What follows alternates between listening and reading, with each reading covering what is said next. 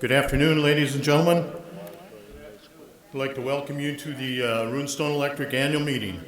If you are able to stand, and the flag is right here, I'd like to do the Pledge of Allegiance, please. I pledge allegiance to the flag of the United States of America and to the republic for which it stands, one nation, under God, indivisible, with liberty and justice for all. It is 5 o'clock and we are going to call this meeting to order.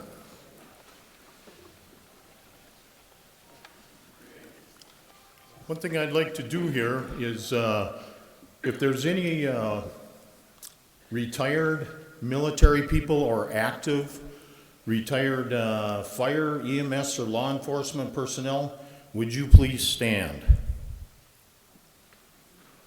There, we've got some there.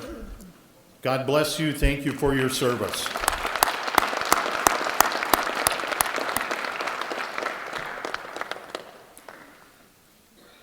Ladies and gentlemen, let's just take a moment to remember of why we are here today.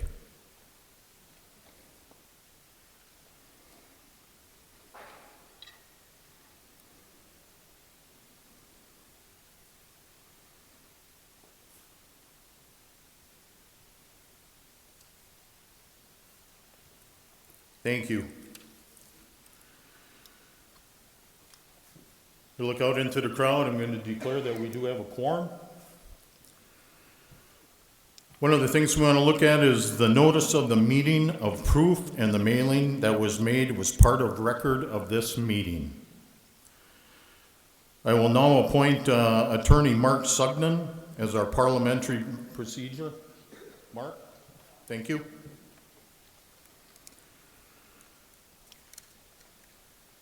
I need a motion here, ladies and gentlemen. What we're going to do here is we want to limit the debate, if there is any, for no more than 5 minutes total per person, and no more than twice that particular person can speak on the same subject, with the stipulation that the parliamentarian has the right to overrule if he sees. Could I get a motion for that, please? So moved. I've got a hand back there. Thank you. Is there a second? We've got a second right down in front here. Thank you. All in favor signify by saying aye. Aye. Opposed, same sign. Thank you. I will now ask for a motion to approve the agenda. That agenda was sent out and printed. That was sent out to you in a mailing. I'm sure nobody throws their stuff away without reading. So would somebody care to make a motion to approve the agenda? And we have a gentleman right here. Thank you. Do we have a second? We have a second back there. Is there any discussion or anything we want to add to the agenda before we vote? Hearing none, all in favor signify by saying aye. Aye. Those opposed, the motion is carried.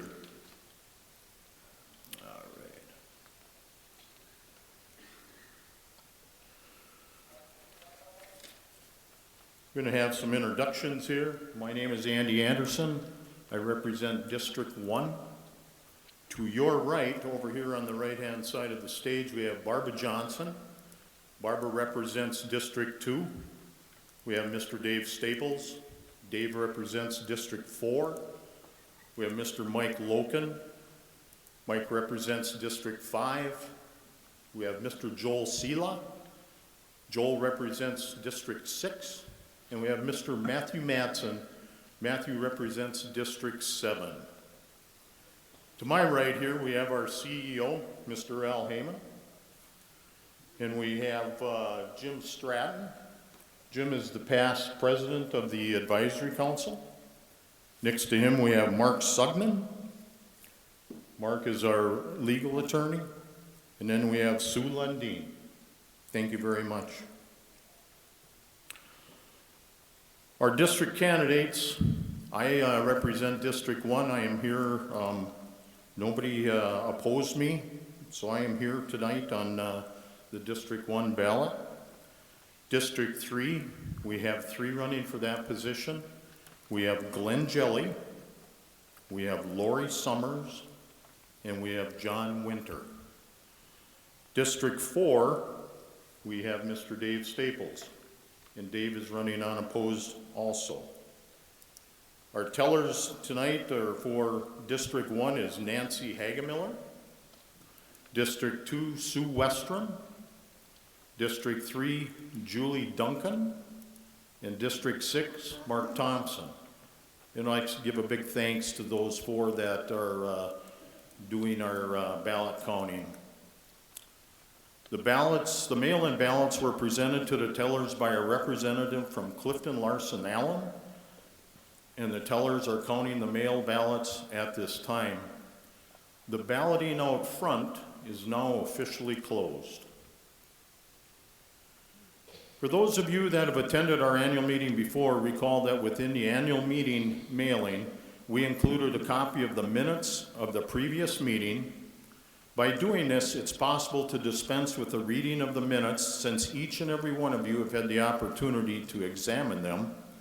If you agree with this practice, I would like to ask for a motion to dispense with the reading of the minutes of the 2023 annual meeting. And we have a motion up front here. Is there a second? We have a second right here too. Thank you very much. Is there any discussion before we call for the vote? Seeing none, all in favor signify by saying aye. Aye. Those against, same sign. The motion is carried. All right, so since the reading of the minutes of the last annual meeting has been waived, and are there any additions or corrections in the minutes? Yes, ma'am. We just voted on 2023. Did not have an annual meeting in 2024. Yes, you are right.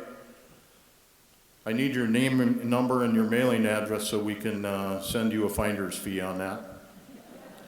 You were very kind to do that. Thank you. All right, so let's get back to, since the last annual meeting's minutes have been waived, are there any additions or corrections to the minutes? Thank you again, ma'am. Hearing none, I will accept a motion that the minutes of this meeting should show that the minutes of the last year annual meeting were approved as printed and mailed to all the members of the association. Do I have a motion for that, please? So moved. Thank you. Is there a second? And we've got a second here. All in favor signify by saying aye. Aye. All opposed, same sign. Motion is carried. I'd like to introduce to you our CEO for the financial report.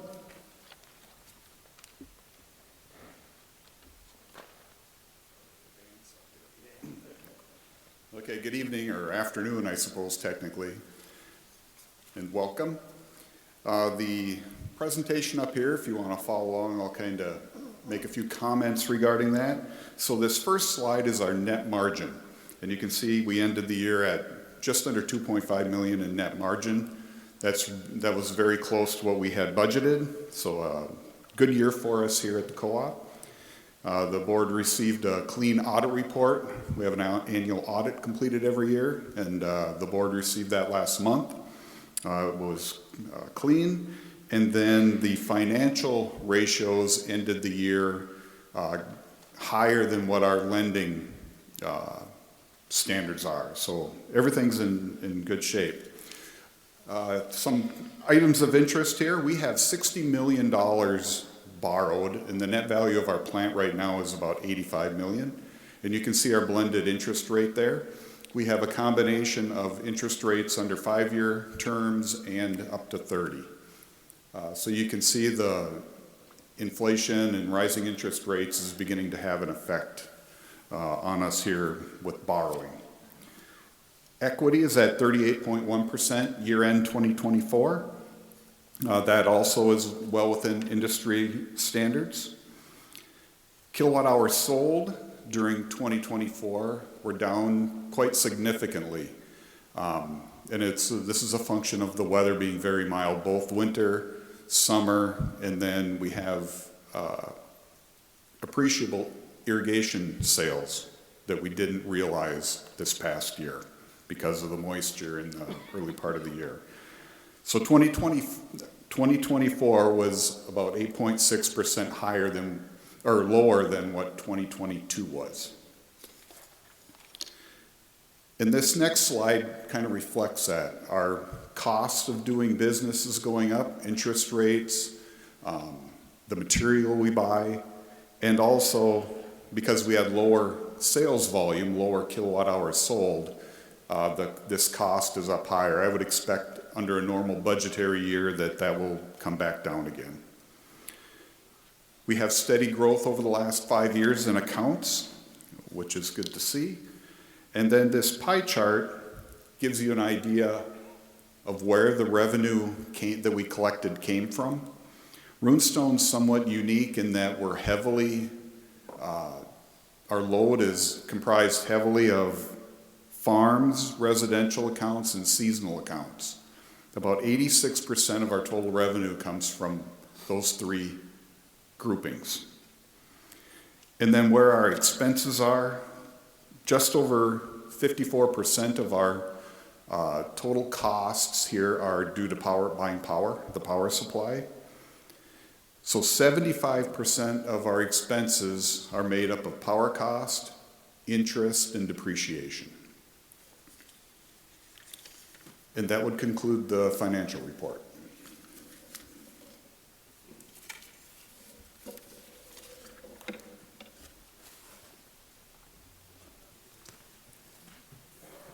Thank you, Al. Does anybody have any questions on the financial report? If there's no questions, is there a motion to approve? We have a motion right there. Is there a second? We've got a second right here. You've heard the motion in the second. All in favor signify by saying aye. Aye. Those opposed, same sign. Motion is carried.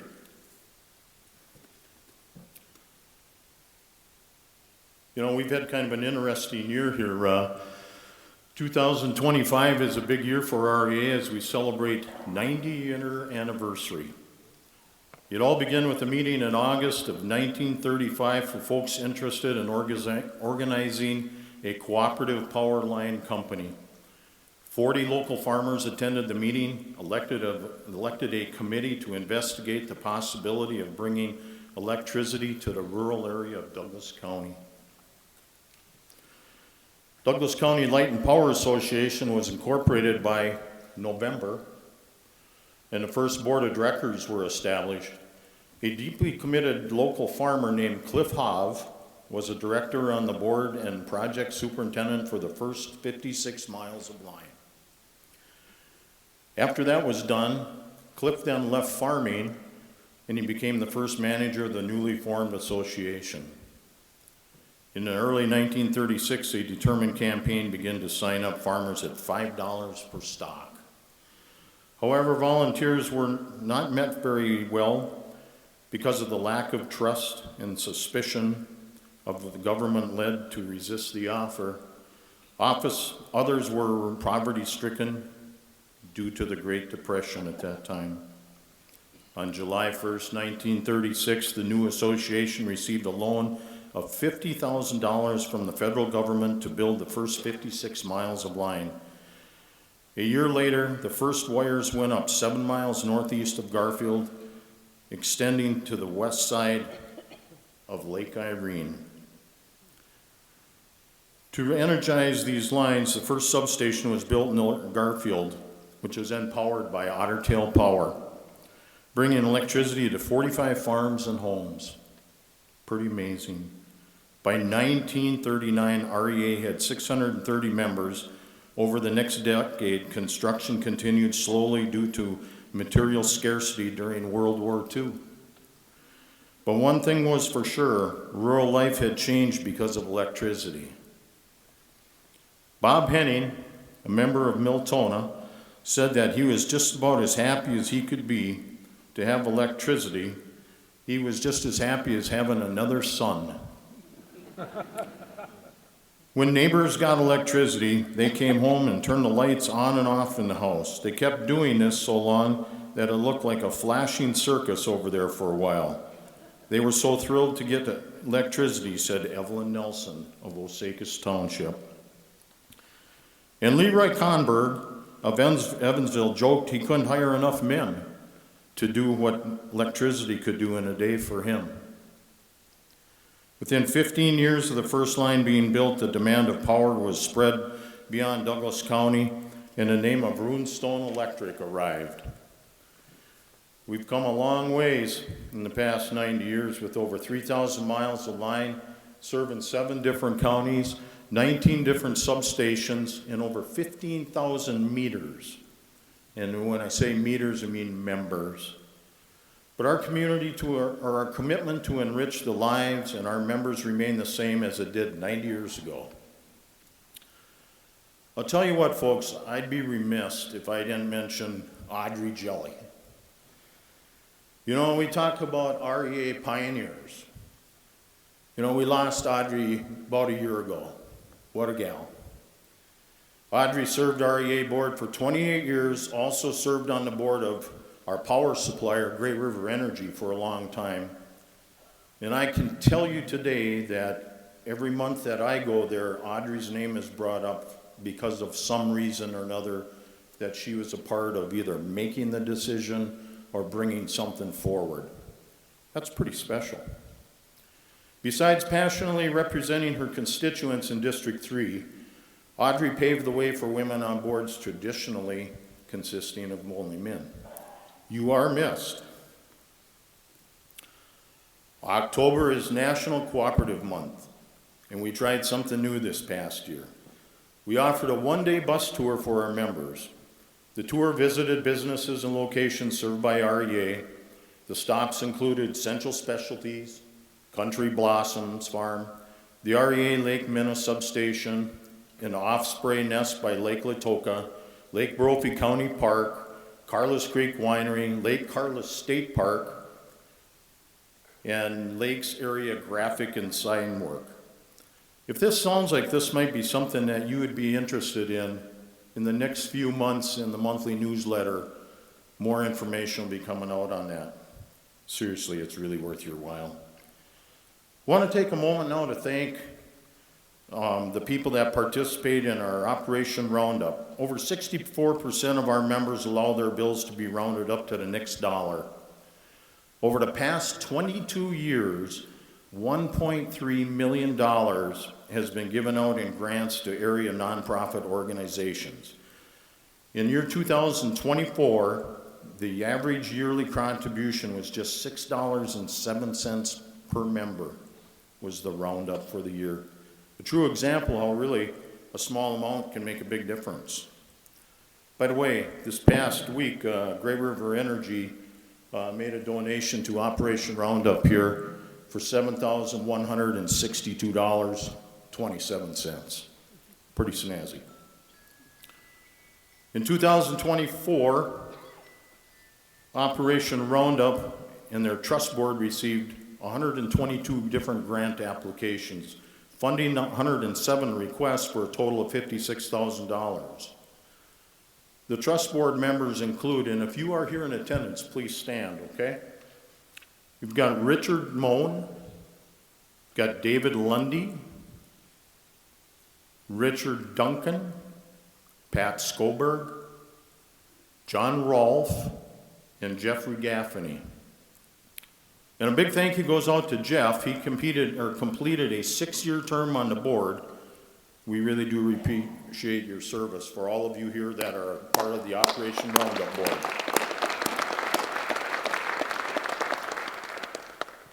So I see some REA employees there. Why don't you guys kind of come on and walk around here so people can see who you are? You know, before closing, there's a lot more employees that were out and around. There's some that didn't have to come here tonight for different reasons. But before closing, I'd like to recognize our employees at REA. Keeping the lights on. Processing over 100,000 bills a year. Helping members save on their heating and cooling and so much more is not a small task. On behalf of the entire board, thank you. There they are, right there.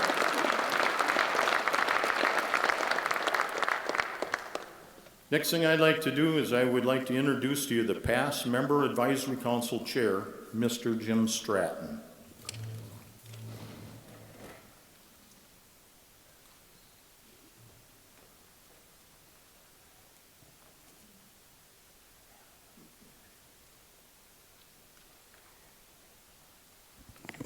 Stick it in my ear.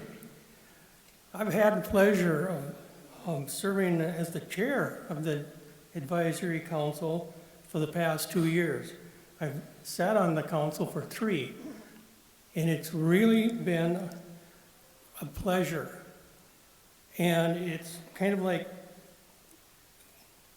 having dessert after supper is what it is. But before you do that, you really find out a lot of information about our and my REA. We've had quarterly meetings, so we don't meet a lot, but it always ends up with some kind of a dessert. That's why you kind of fill out my suit here. Especially those pies from Country Blossom. Then you gotta have ice cream on them too, of course. If you're interested in serving on the advisory council, contact the REA office and they'll fill you in on all the details. One of my favorite parts, besides the desserts, is the spotlight on the member businesses that receive the power from REA. We enjoyed hearing from, now I'm going to blow this one, Cajun Market, Kadejan, I'll spell it for you. Diamond Wave and Wags, Car Wash, Twice the Ice, the Burr Vineyard, and Centennial Hills Tree Farm, which is just around the corner from where my house is.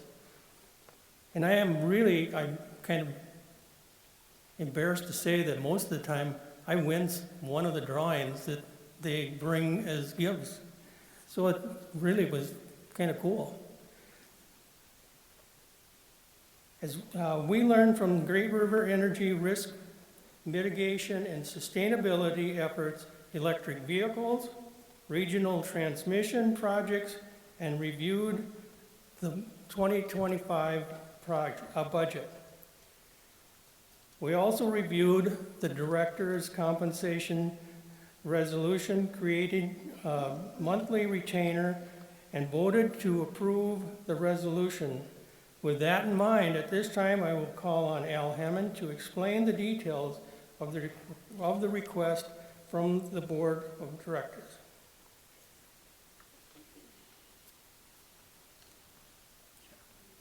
Thanks, Jim. Okay, so I'll brief you on the process and why this is before us tonight. According to REA's Articles of Incorporation, changes to director compensation must be approved by a member vote at either an annual meeting or a special meeting. So we're taking that opportunity tonight. And Runestone is quite unique in that this process is in place. Most cooperatives, the directors can handle this at their monthly board meetings. The board approved a resolution creating a $300 a month retainer, and I'll talk a little bit about that, in addition to their $350 meeting per diem that is paid each month. The last increase was in 2015, when the meeting per diem was increased from $200 to $350. This slide shows you what the director compensation is. So you can see some other special meetings that are up there. They may be training conferences or maybe a special meeting to handle. These are typically pretty rarely used, and then they also receive IRS mileage reimbursement. So why we're discussing this is the per diem handles more things that come up during the month. And prior to 2015, it was actually the 2014 annual meeting, I think. Prior to 2015, what we would do is staff would print out a binder of the board information, and we'd drop that in the mail a few days before the board meeting, and they would get that maybe over the weekend. Tuesday is typically the board meeting day, and then they would review the materials at that time, and really there was very little interaction between themselves and with the co-op because it just wasn't commonplace then. Today, we use electronic communications exclusively, or nearly exclusively, other than a cell phone call. The directors are each assigned a company email. I communicate largely through that email with them. We aren't compensating, and we expect them to be checking those emails regularly throughout the month in case there's something that comes up that we need to have addressed, or we're trying to get some educational materials to them prior to the meeting. We also text occasionally if there's something very urgent, if we need to update them on a storm restoration that we're in the middle of, we will text them. The co-op does not provide personal phones to them or reimbursement for use of that cell phone texting. And then the bottom one there, all of you are aware there's so much online now that a person can do a lot of their own personal research prior to coming to the meeting. And video clips, webinars, different things like that make board function more efficient.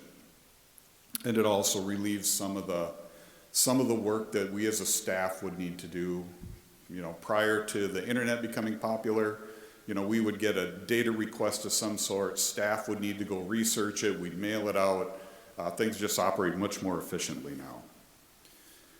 So as I mentioned, there's a process laid out in the Articles of Incorporation, we call them bylaws here. If the board would like compensation considered, the first step in the process is for the board to adopt a resolution requesting that change, whatever it might be. This was completed last June 25th at the regular monthly board meeting. Then the bylaws state that the member advisory council, that resolution goes to the advisory council, which is made up of representatives or members from each district of the co-op. And we presented that in at their third quarter meeting for consideration, and then it was acted on at the December 10th meeting. And that brings us to where we are today. And then I'll just wrap up with this slide. About a year ago, this data is almost exactly a year old.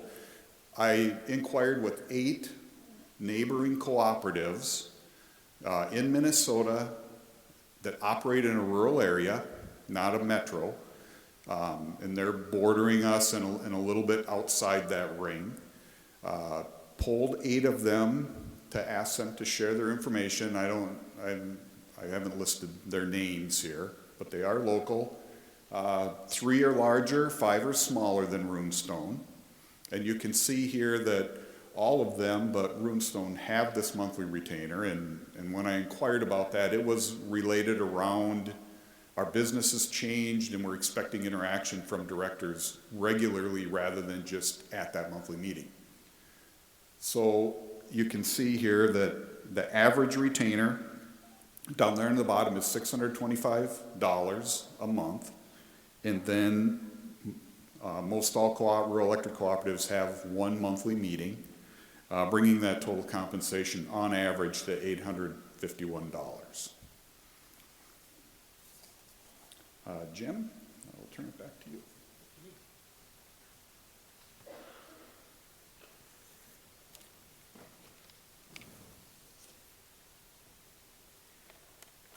I think that everybody got their newsletter, and in that newsletter is printed the resolution, but it's my privilege to read it for you for your action. Consider an increase in the director's compensation per the following resolution. whereas Runestone Electric Association, the association, has an interest in providing appropriate compensation to its directors so that the association will attract and retain well-qualified candidates for service on its board of directors, the board, and whereas the association has not adjusted its board's compensation since 2015. Now therefore be it resolved that the board proposes, subject to the approval of the member advisory council, which we did, and the members, that's you, that directors receive $300 retainer per month in addition to per diems currently in effect, and be it further resolved that pursuant to Article 3, Section 8 of the bylaws, this resolution shall be submitted to member advisory council for approval, and if approved, this resolution shall be submitted to members for approval at the 2025 annual meeting of the association. That's dated July 2024. With that in mind, at this time, I call Al Hammond to explain the details, but I would like to have make a motion that we approve this resolution. Al?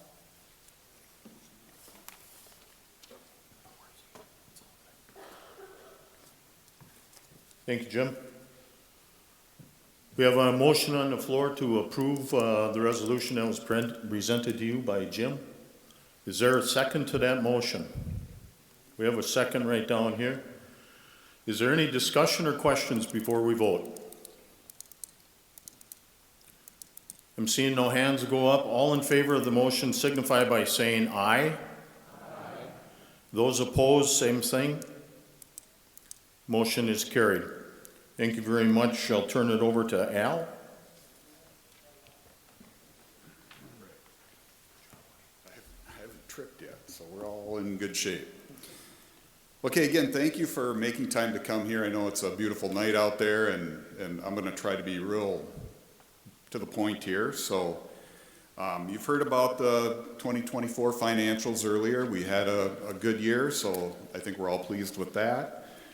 President Anderson shared some thoughts about the 90-year anniversary and the privilege of serving the membership for so many years. Is, you know, when you think about having a business in operation for 90 years, that is something. So for my part, I'd like to talk about wholesale power and some of the other challenges that we're facing right now. So historically, our power came from large coal generating stations in North Dakota and hydroelectric dams along the Missouri River. We also had some smaller gas plants scattered about that would back up the coal generating stations. The vast majority of all of our power came from fossil fuels. Since 2001, we've been in transition from fossil fuel sources to renewables. This transition was started by legislation the state of Minnesota enacted back in 2001, which encouraged us to achieve 10% renewables by 2015.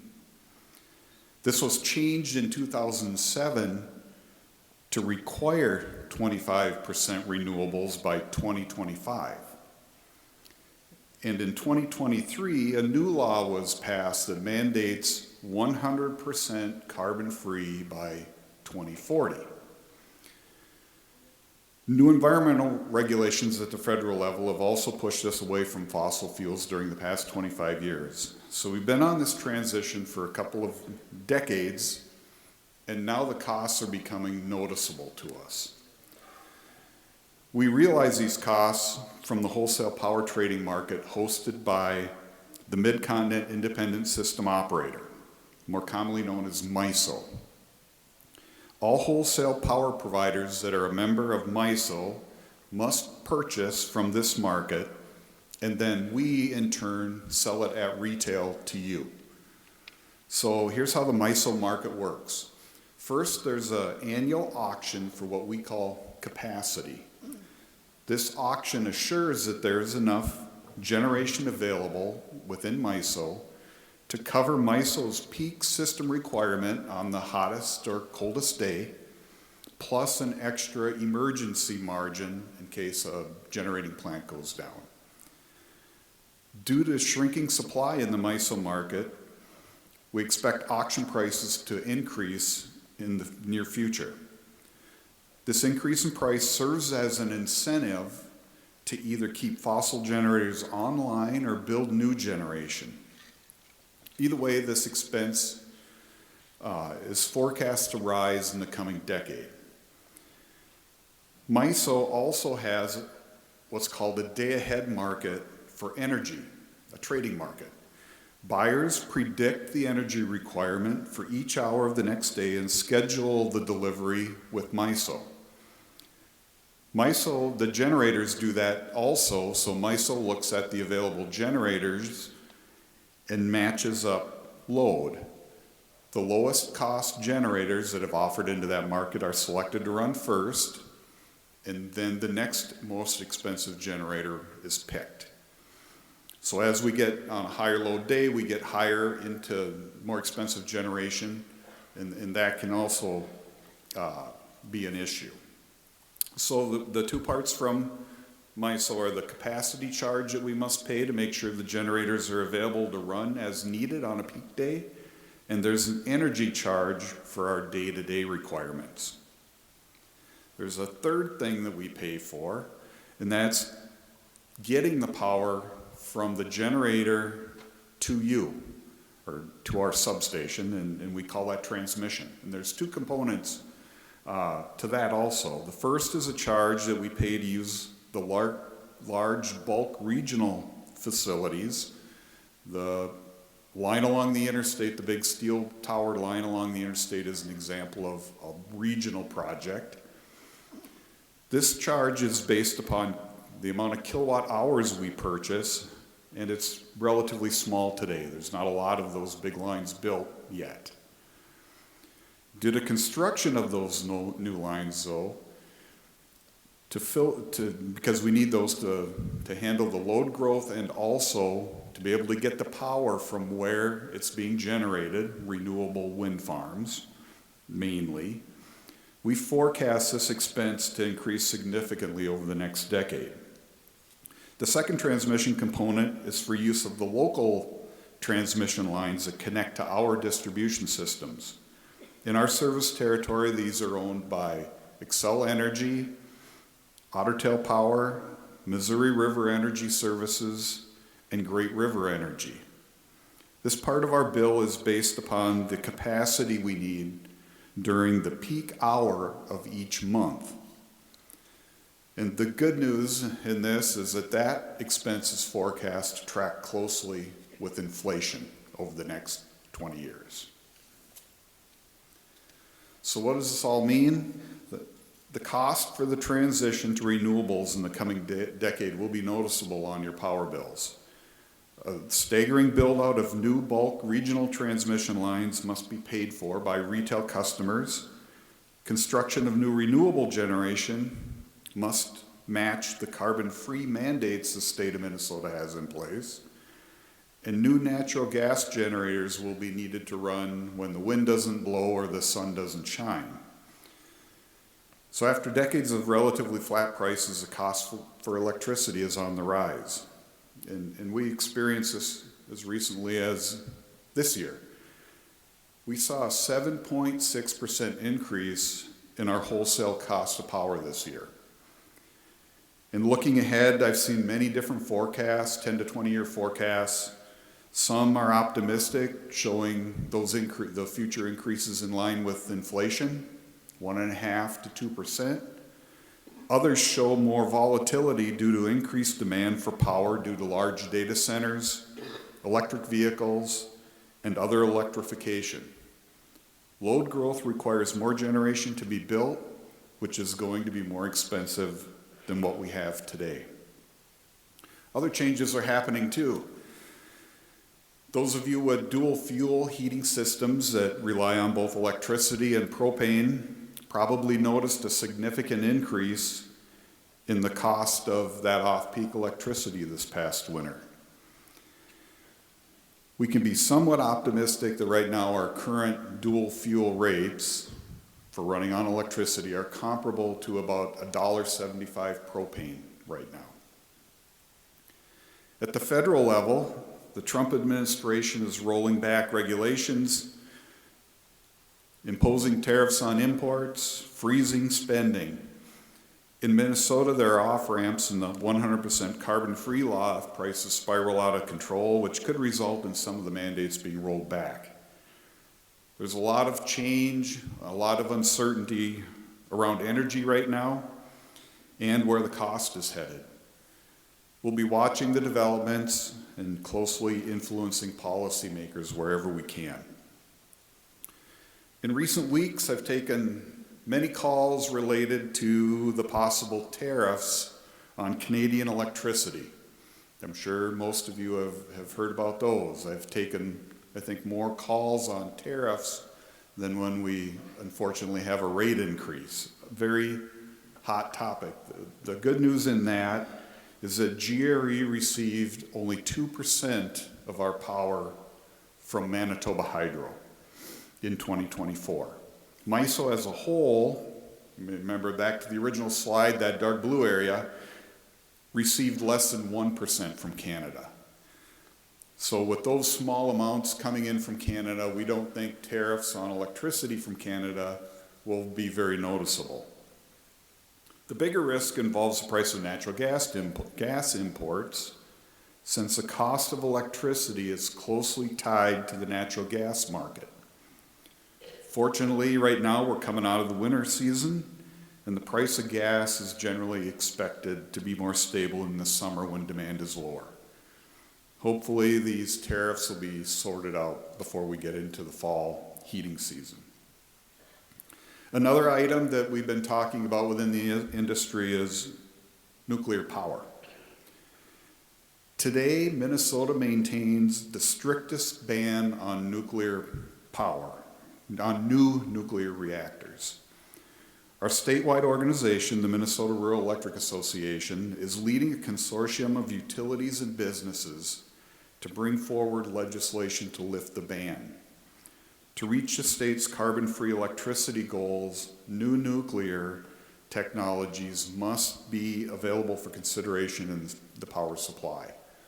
That doesn't mean that these may be the lowest cost options, but we need, until the ban is lifted, utilities are not researching it and looking at it. We need the ban lifted so we can even start to evaluate these technologies. With so much out of our control, I like to try to focus on the things that are within our regional control. Our 2025 budget includes the replacement of aging transformers, upgrading our vehicle fleet, and continuing to keep power line right-of-way clear vegetation. We haven't been able to get new bucket trucks in for nearly 3 years now. We took delivery of our first bucket in that time just last week. We strive for high reliability and safety of the lines that we own and operate by replacing aging poles, inspect the system for defective equipment or hazards, and convert overhead lines to underground when it's possible. Member satisfaction with the service we provide is more important than ever as we remain knowledgeable about and innovate with new technologies. We must find ways to save our members money. To conclude, the past 20 years has been a time of relative stability in the electric industry with wholesale power costs and other things that have been going on. There's been little or no growth in sales regionally since 2008. With electrification of the economy and the mandate to bring more renewables online, we can expect to see our electric bills unfortunately increase over the next decade. We've never seen challenges like we see today, and I'll commit on your behalf to try to keep the long-term interests of REA's membership in mind as we make these decisions. I would take If there's any questions, I could certainly do that now. Yes, sir. You guys talked about a storage system, and I was wondering, Great River Energy was experimenting on this project, and I'd like to know how that progress is going on. Sure. So GRE has a contract with a company called Form Energy, and it's batteries. And the idea is to be able to store, rather than building a new generating plant, let's store extra electricity in this battery and then discharge it when we need it. GRE has broken ground on the project. It'll be, I believe, the first commercial project in the nation. So they have started on it, and the battery will be able to run for 100 hours. So it's very unique in that regard. They are also, I think, we are seeing in their budget coming up that they're doing research on lithium-ion batteries. You're probably more familiar with those. The Form Energy battery uses iron and water to store electricity, a rusting process. The lithium-ion battery is a more traditional type. They're looking to put this battery system, assuming it would get approval, to put this battery system at a large wind farm. So when the wind is blowing more than what we need, they can charge these batteries up and then discharge them during a time when the wind is slower. So those are the two things with Great River. And all utilities are looking at batteries to try to get experience, and hopefully they become a viable option for us rather than having to build a power plant. Is there another one? Yes, I'm wondering how economical that's wind and solar is really. I know they're forcing it upon us, but is it really economical? Because I've seen, just on a trip, and I seen one area where there was a lot of windmills that was not turning. So I'm wondering how economical this stuff really is. Sure. So that is a good question. The contracts for, I'll just talk about Great River Energy that provides our wholesale power. The contracts historically that GRE has entered into have been competitive with coal-fired. Now, these projects are heavily subsidized by federal and state governments. I don't know exactly if those weren't in play, what that would look like. But the cost of the wind power is going up. As of today, right now, they are competitive. The issue we have is that when the wind's not blowing, we need to have another generator somewhere to be able to run, and those are all natural gas right now, or those are becoming natural gas because we're shutting down coal plants. And the coal plant retirement is being driven by regulatory decisions that are being made about emissions and things like that. I think there's one down.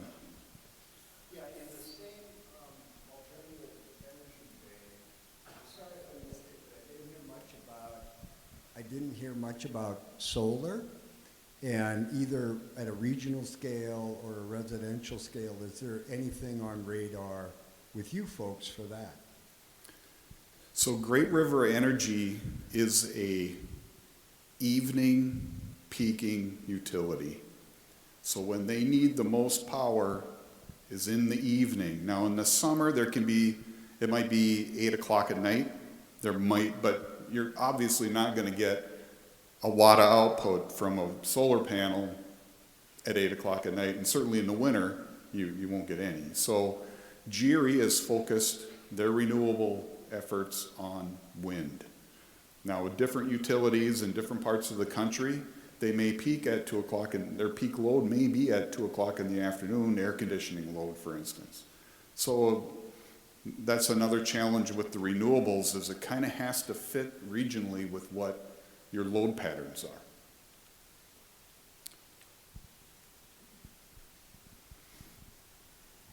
since the nuclear seems to be a big block, is there any other options? I've heard of that hydrogen and maybe a fusion instead of nuclear power that might be safer. Yeah. Are you looking into any of that? GRE is not. Industry-wide, there's a lot of research being done on that. I read an article that there's a university that's going to build a very small reactor to try to prove on a little bit bigger scale, because that's how these things work. They start really small in a laboratory, and then they have to grow in size. But fusion, the historical nuclear power has all been fission, and then you get radioactive waste that needs to be disposed of. Or fusion, there is no waste. So, I mean, that's the ideal thing, but they can't do it on a big enough scale yet to provide a lot of power. Way in the back there, Ryan.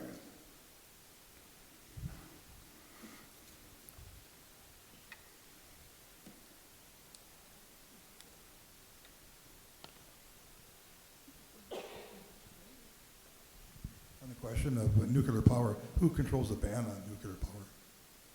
It's a state law. State law by, when was that enacted? Many decades ago. It would probably be before my time even. So it takes legislation to be able to lift it. And again, you know, utilities are, you know, Minnesota utilities are not going to be serious about researching and doing the things they need to do, the due diligence, because it's not legal right now. It'd be wasted effort in their mind. And there is new technology where, you know, you may be familiar with the large plant at Monticello. Excel owned and operated. We had a picture of it up there earlier. There's another one, you know, Prairie Island on the Mississippi River. There's newer technology that the footprint is much smaller and kind of a completely different approach to doing it. Other parts of the country are looking at that. See, we got one more? Yes. Speaking of state law and going back to solar a little bit, I saw the other day that Minnesota is working on new legislation. It's going to be very discriminatory towards residential solar. I was wondering what our co-op is doing to protect co-op members and to encourage solar use. Yeah, so the legislation that he's referring to, some utilities in the state feel that's very important to be pushed forward. And what it has to do, what it deals with is right now, an owner of a solar array in their backyard or on their house, if they generate extra, then we pay them for that. And what the legislation is seeking to do is change the way that we're compensating people. Now, we've not taken a vocal position on that. Our statewide, the Minnesota Rural Electric Association is pushing that forward. Locally, you know, we're not being aggressive with that, but I hear you, our statewide is moving that forward. For us, it's not a big impact. I think we have around 70 systems on a 15,000 count system. So we've kind of been neutral on it, I guess, is what the messaging has been here.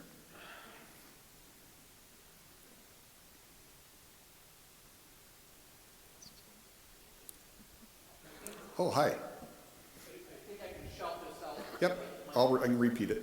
Could you inform the membership about conservation efforts that they can do and that REA supports, like the rebates for more efficient appliances? What are some things that the membership can do if prices are going up that we can conserve and make the best use of that? Sure, so that's an interesting topic. You're talking about our load management programs that may be, you know, you have an electric plenum heater in your forced air furnace. When the cost of electricity is very high, we initiate a signal to turn that off. You would then go on propane. That's a program that's very popular. Our water heater program is also a very good option for us because, again, at certain times or situations, if we can turn the water heater off and the water heater is big enough, you don't necessarily run out of hot water, but it's like a little battery to us almost, where we've charged up the battery with hot water, and then we got a little bit of time. The water heater program is important. And then probably the cycled air conditioning or heat pumps. If for some reason you need to replace the air conditioner at your place, or looking at a new system of some sort, the heat pump, we would like to talk to you about that, because there's things that we can do. You know, we're required by the state again to spend a certain portion of our revenue on on conservation projects. We track those. It could be, you know, putting in better lighting. Generally, it's this upgrading of a heating system of some sort that we can help with that. So if you're thinking about doing anything with your HVAC, you really want to call our office, and we can maybe walk you through that. Or if you don't have a controlled water heater, you know, we can evaluate whether that may be a good program for you. It doesn't fit for everybody. If you have a large family, you might not be able to go very long without hot water, but we can walk you through those things. There's also grants, rebates type of programs that the state and federal is putting into place. We'll see about federal with Trump now, but we can walk you through. If you have anything going through your mind about, is there money available, or technology questions, we'd be happy to walk you through those. Because that is going, I mean, being able to shift load to different hours or turn it off is all part of this strategy that we at Runestone are keeping our thumb on. All right, thank you. So Weston Olson, if you want to come on down here, if you are here, your parents are Garth Olson of Miltona. Weston obviously is not here, right? Paisley Doomer? Paisley, you want to come on down here? Paisley parents are Eric and Carrie Doomer. Congratulations. You bet. You want to stay here and be all good. District 2, Pierce Bryan, John Bryan and Kelly Bryan of Woodbury. Is Pierce here? Okay. District 2 also, Brooklyn Taylor. Parents are James and Natasha Taylor of Alexandria. She is not here either. District 3 is going to be shared down there by Barbara Johnson and Dave Staples. Thank you two for helping out and doing that. Sadie Kohler. Parents are Rodney Kohler and Kelly Kohler of Morris. Evan Rolofson. Parents of Chad and Gwen Rolofson of Barrett. Justin Miller. Parents are Jason and Julie Miller of Herman.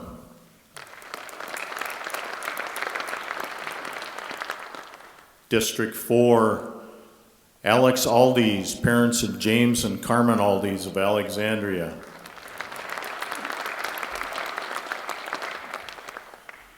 District 4, Addison Staples, daughter of Dave and Amy Staples. And I suppose she is probably competing somewhere, huh, Dave? Yeah, imagine that. State champion participant. And gonna be all playing just like Mason Gordover. He's the same guy too, so.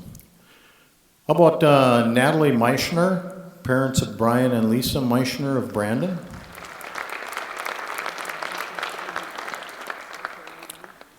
District number 5, Tyler Spaeth, parents of Jeremy and Carla Spaeth of Alexandria.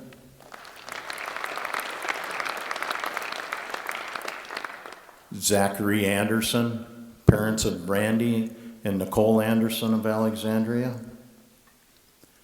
Mason Gorruber, parents of Eric and Benita Goruber of Garfield.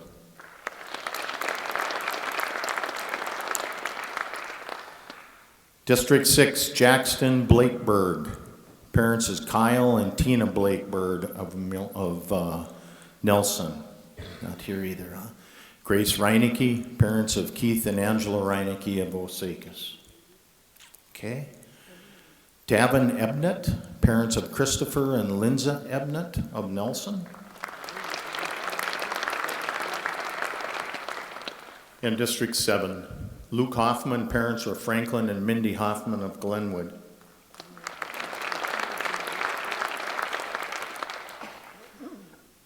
Ellie Duvier, parents of Tony and Mandy Duvier of Glenwood.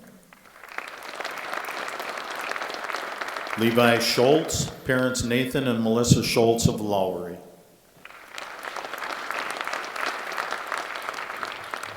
Ladies and gentlemen, this is your 2025 Scholarship Award winners from Runestone Electric here.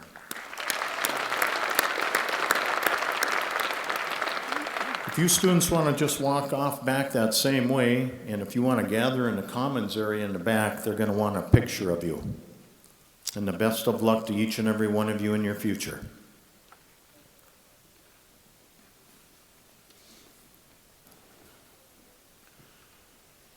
At this point in time, we'll call for any unfinished business. Any old business. Is there anything anybody wants to bring forward to this board here at this point in time, at this annual meeting? Is there any new business that we need to add here?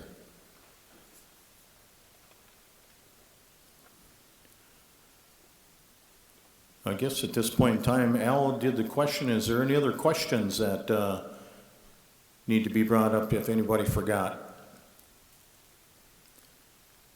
I see no hands at this point, or is there a question?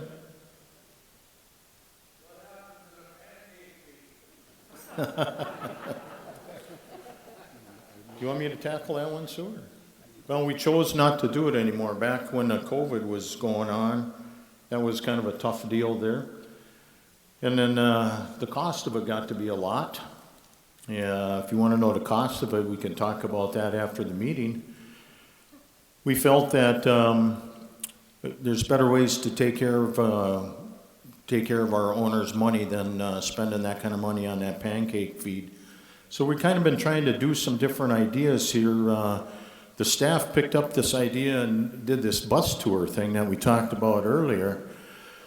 You know, if somebody's got an idea they'd like to see happen, I think the staff would be more than happy if you stopped in and just gave the idea.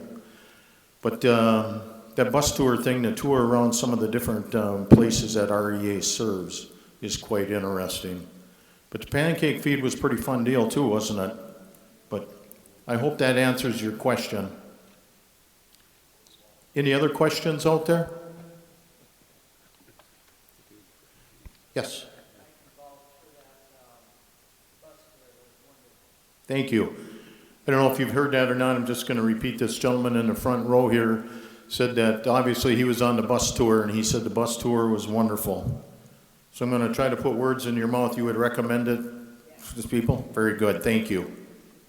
Remember to tip this guy, Al. Good idea. Thank you very much. Okay, I see no more hands, no more questions, so I'm going to turn this over to our attorney, Mark Sugden, for the acclamation voice vote from the District 1 and 4 and the election results. Mark? Thank you, Andy. As Andy mentioned, in District 1, excuse me, the incumbent director candidate, Gary Andy Anderson, and in District 4, the incumbent director candidate, David Staples, both ran unopposed. Under REA's bylaws, Andy and Dave can be elected by acclamation, a voice vote by the members of Districts 1 and 4. Do we have a motion to elect Gary Andy Anderson as the District 1 director? So moved. We have a motion. Do we have a second? Second. Is there any discussion? Hearing none, all those in favor in District 1 signify by saying aye. All opposed, same sign. Motion carries. Do we have a motion to elect Dave Staples as the District 4 director? Motion. Do we have a second? Second up front. Any discussion? All those in favor say aye. Aye. All opposed, same sign. Motion carries. Congratulations to Andy and Dave on your re-election as directors. In District 3, the seat is open, and there are 3 candidates on the ballot: Glenn Jelly, Lori Summers, and John Winter. The candidates received the number of votes as follows.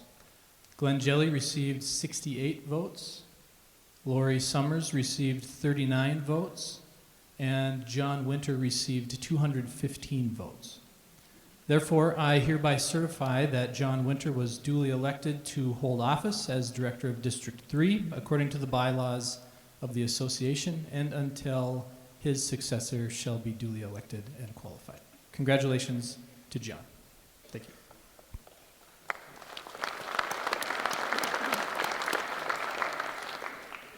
Congratulations, Dave. John, congratulations to you too. If there's no further business to take before this board, I will ask for a motion to adjourn. We have a motion to adjourn. Is there a second? Second. We have a second. All in favor signify by saying aye. Aye. Motion is carried. This meeting is adjourned. God bless you all for coming here. Have a safe travel home.